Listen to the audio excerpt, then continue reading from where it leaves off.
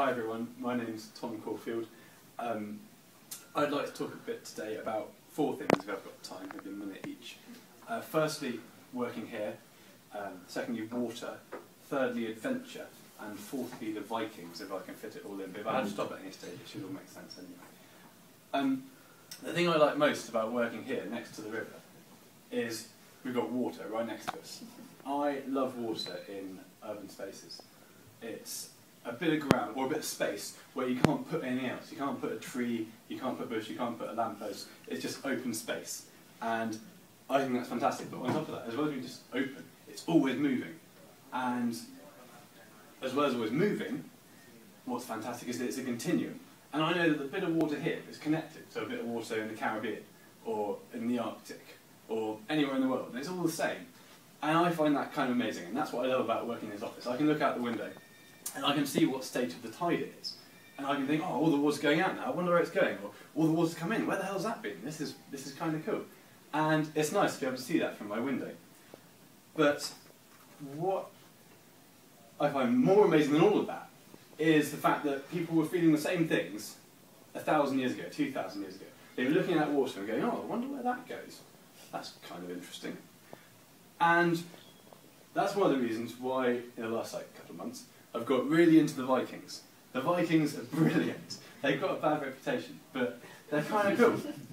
And I hadn't realised how much stuff they'd done, just by kind of sitting on the side of a river and thinking, oh, I wonder where that water goes. Let's go down the river and see what happens. And they got to the end and they saw a massive sea and thought, oh, I wonder what happens over there. Let's go and find out. And I think that spirit of adventure is quite incredible. And the Vikings took this to the extremes. They went out and they invaded us for a start. That didn't go very well. But as well as that, they got all the way around to Ireland, to Iceland, to Greenland, to North America. And the other direction, they went up the Volga into Russia. The Swedish Vikings went all the way up into Russia. And the reason Russia is called Russia is because there's a tribe from Sweden called the Rus who thought, let's go up this river and see what happens. And they went all the way up the river into the middle of Russia, creating a trade route as they went. And they got to the middle and said, oh, okay, this seems like a good place to stop. And they set up a sort of trading camp halfway up the River Volga. And they knew what happened back the way they came, that was home. And they thought, well, it keeps going that way. What happens down there? So they kept going and created trade routes with the Ottoman Empire, with the Persian Empire. And if you look in burial mounds, in Viking burial mounds in Scandinavia, you get Persian coins. And I find that absolutely mental. And I was lucky enough to go to Venice about 6 months ago. And in Venice there's a big stone lion, which sits in the middle of Venice somewhere.